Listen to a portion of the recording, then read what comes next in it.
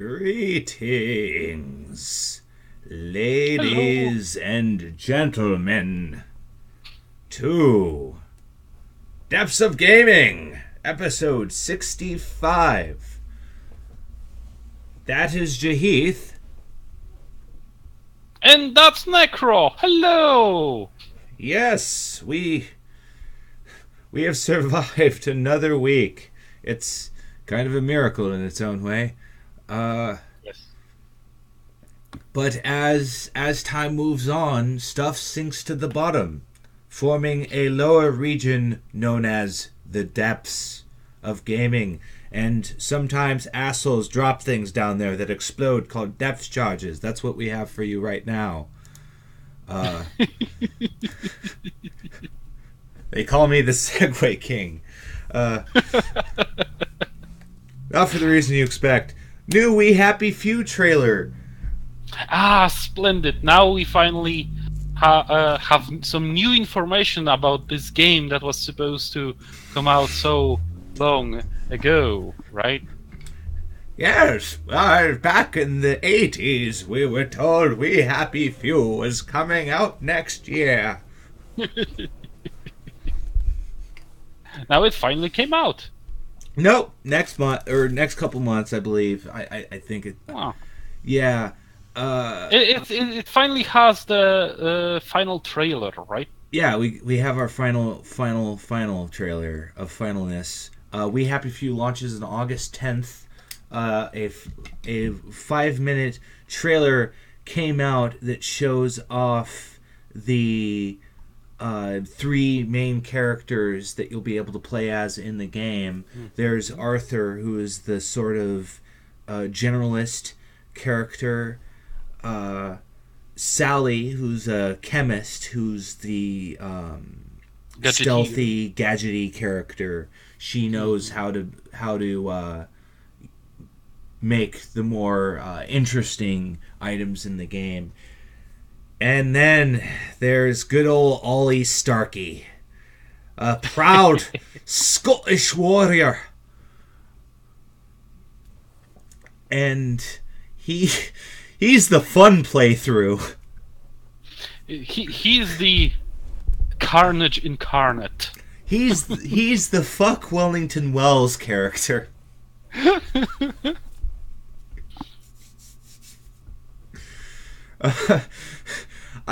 I bought this game when it came out in early access originally, and so I'm actually able to play it. And to be honest, it hasn't changed much because they've actually kept the story secret in a different build, and surprisingly developed the game using player feedback still.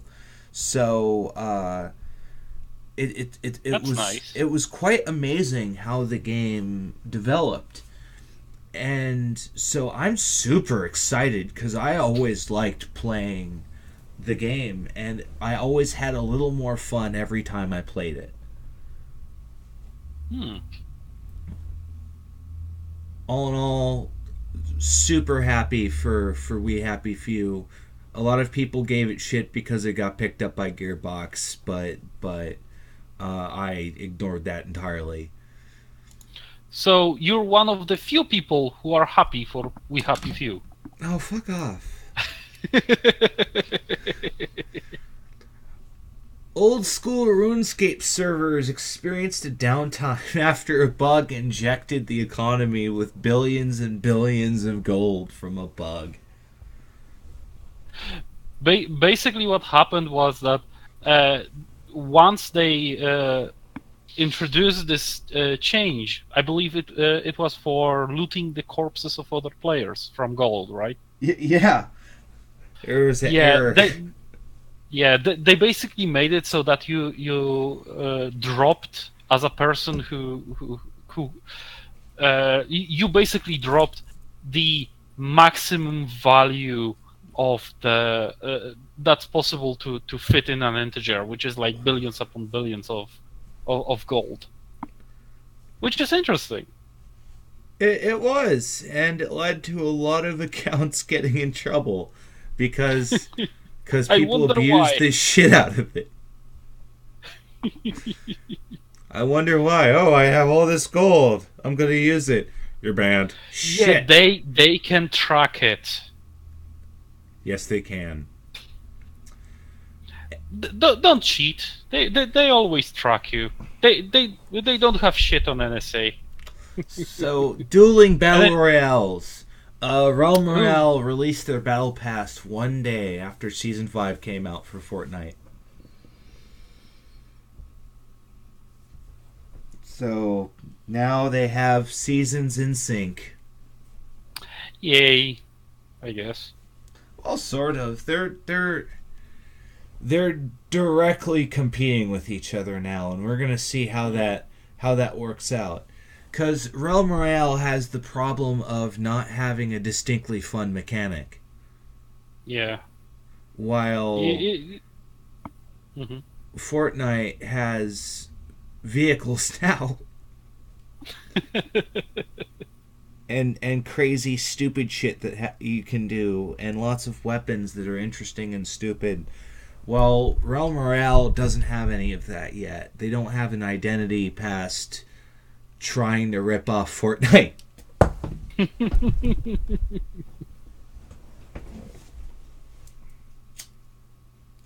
Yeah, it's quite important for your battle royale game to be unique and have something special, because there's so many of them they become indistinguishable. Yeah, the Culling 2 kind of had a problem with that recently, because it came out and got slammed with very negative reviews. Because it's essentially a clone of PUBG. Yep.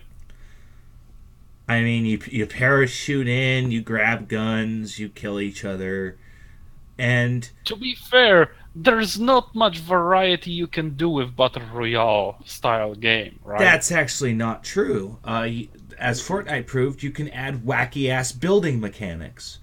Which is funny True. because a person a long time told me in a multiplayer game there's no way you'll get anyone to gather resources. His name was Curtis and he was wrong.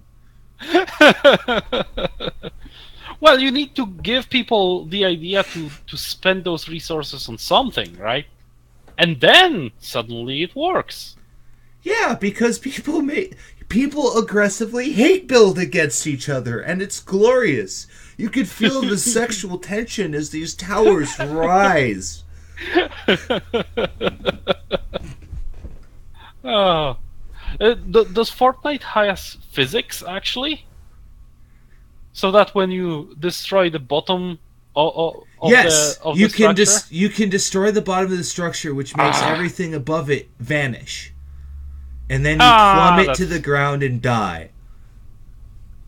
that's not that fun. Yes, it Physics is. would be better. No. I want to see the entire thing toppling over and burying the player in the tons of rubble. Let's not destroy the server, please.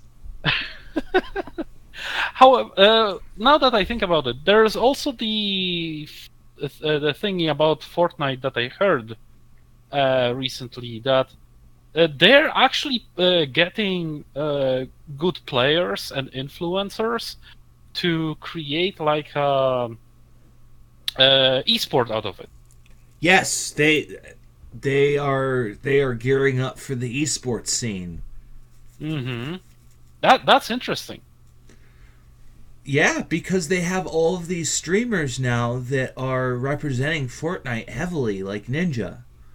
I don't know who that is. I don't either.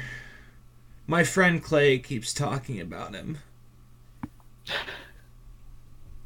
Surprisingly enough, we don't really play battle royale. I actually already have my week 1 challenges done.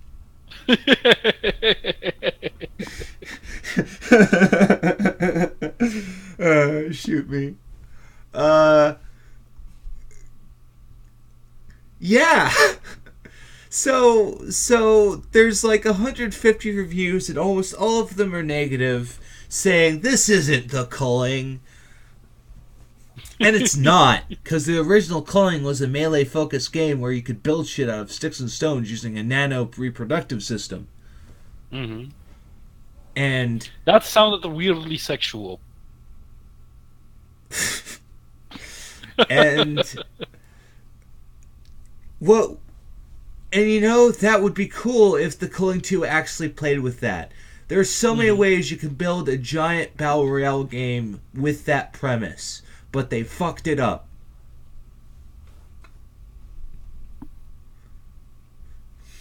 Well, there's only so much you can do, right?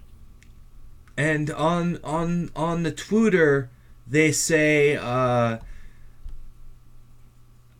it's time for us here at Xaviant to come together for some much-needed soul-searching and to have admittedly difficult discussions about the future of our studio. We'll talk soon. Sounds serious. Well, yeah, because they tried to sell a free-to-play game as $20.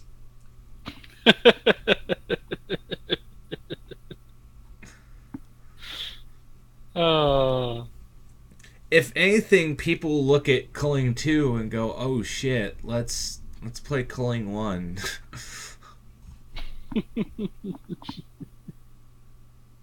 We will see. Kalypso has hijacked the rights to Commandos. Ah, yes. The game of many horrors. The game that traumatized many. Oh yeah, definitely. It definitely traumatized me. I mean, how many times can I approach the same mission again and again and again? It's the game that taught me what a Green Beret was. Oh. Well, I was like 5 at the time, and I remember I would try to brute force the missions in very stupid ways, and of course fail. Now, imagine playing Commandos, but it's in Italian. Oh God! Now you know how I feel when I was young playing it and not knowing any English.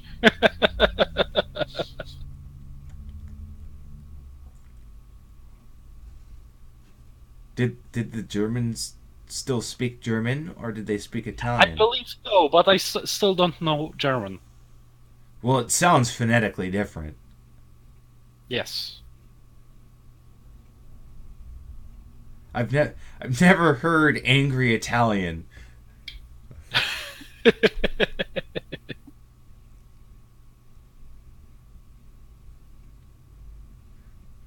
So I'm always kind of skeptical of Kalypso because I thought that Dungeons never really hit the mark for me. Mm-hmm. Tropico never hit the mark for me. Yeah, the writing isn't there. It's they still haven't found the footing with the franchise. Because but maybe they can do something with Commandos. Hopefully, because their issue, personally for me, my issue with Kalypso's remakes is they try this really goofy faux comedy that oh, we don't take ourselves seriously. We don't take ourselves seriously. And it's annoying because they're picking up franchises that are known for taking themselves seriously. Yes. If The Room didn't take itself seriously, it would be flat out boring movie. It would be awful. Yes. But because it takes itself seriously, then it becomes a comedy. So you have to treat your franchises that you buy with appropriate gravitas. Right. So I'm worried that Commandos is going to become this fruity, goofy Battlefield Heroes shooter goofa doofa boofalus of crap. Mm-hmm.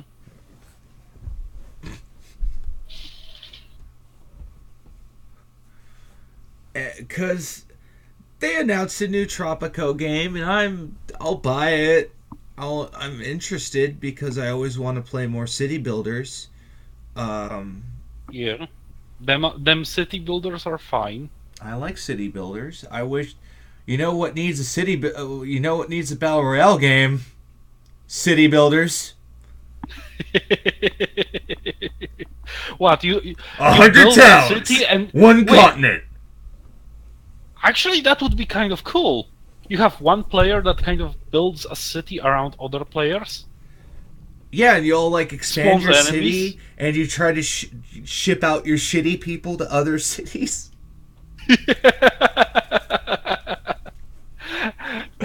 So it's immigration, the simulator. It sounds a bit like Refugee simulator. Refugee Simulator. Yes.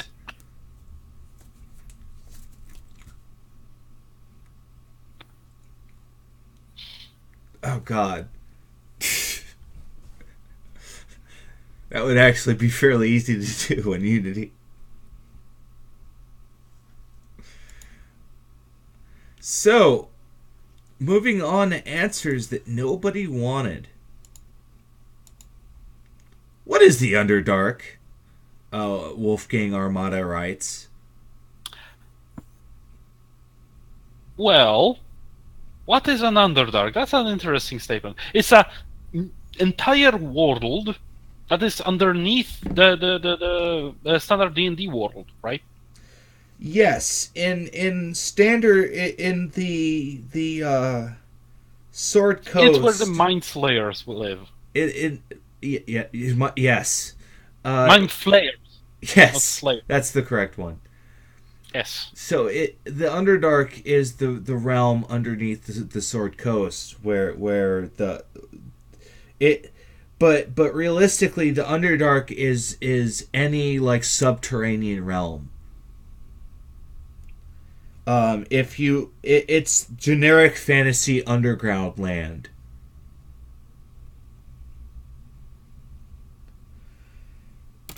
It's where the Drow live. It's where the Mind Flayers live. It's where we buried Jimmy Hoffa.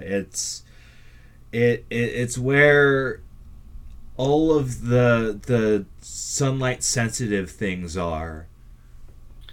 Yes, it's basically the place where you start singing "Hello, Darkness, my old friend." Yes, it is. Because everything is dark. There is no sunlight. There's no. I don't think there are any sources of light there. There are natural ones. there are bioluminescent plants. But they're not very effective. They have range, yes. Yeah.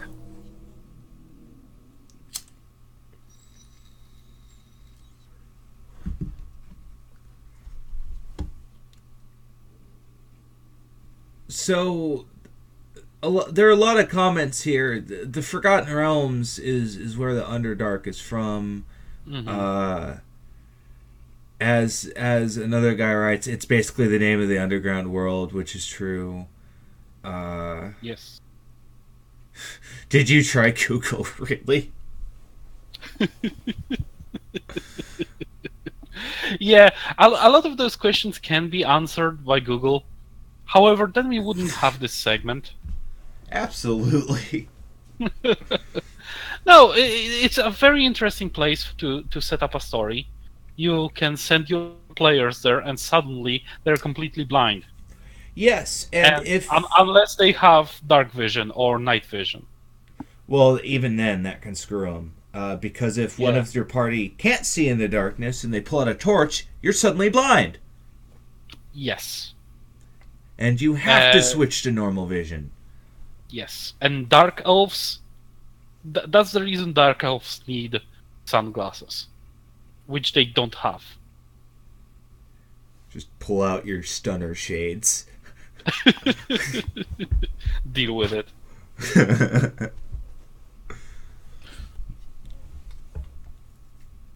I wear my stunner glasses at night. But that is essentially the answer. Is under the Underdark is the catch-all name for underground dark place. If you're deep in a mountain and your ranger has Underdark, that would be where that would be applied. If you're dark down in a dungeon, that's where Underdark would be applied. That's why Underdark is generally a really good realm to pick as a ranger, because it applies to a very large area.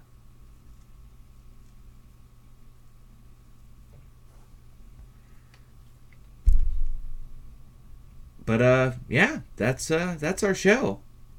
Yeah. Thank you everyone for joining.